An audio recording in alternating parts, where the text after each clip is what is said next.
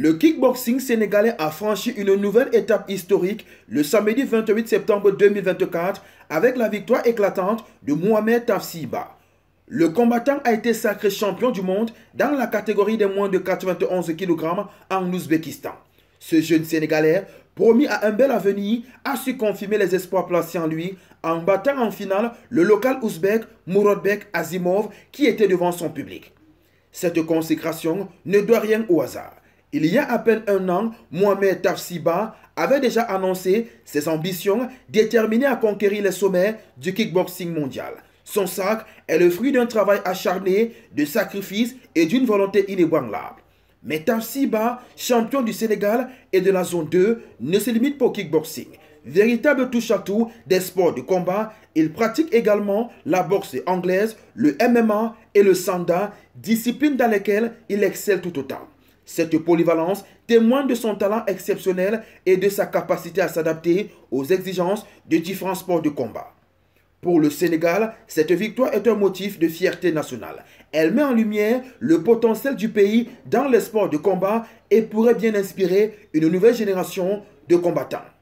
Avec ce titre mondial, Mohamed Tafsiba s'impose non seulement comme un champion, mais aussi comme un modèle pour les jeunes sportifs sénégalais.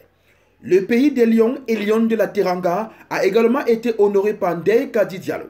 La combattante sénégalaise a terminé vice-champion du monde pour la deuxième fois consécutive chez les 60 kg.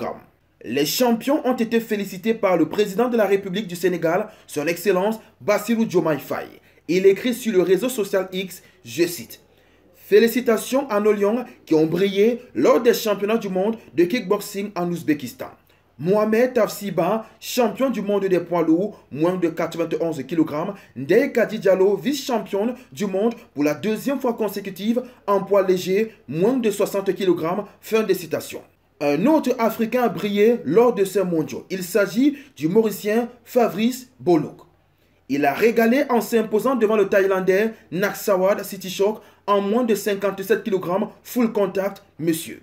Malgré la forte adversité, l'expérience du quadruple champion du monde mauricien a fini par faire la différence. Son compatriote Warren Robertson a remporté une médaille d'argent. L'autre performance remarquable dans ces championnats du monde de kickboxing est celle de la délégation algérienne qui rentre avec une belle moisson. 17 médailles au total, dont 6 en or, 6 en argent et 5 en bronze. Un total qui place l'Algérie parmi les meilleures nations du monde au kickboxing. On n'oublie pas la devise, likez, commentez, partagez et abonnez-vous pour les nouveaux. On Sport TV, la chaîne référence de l'actualité sportive africaine.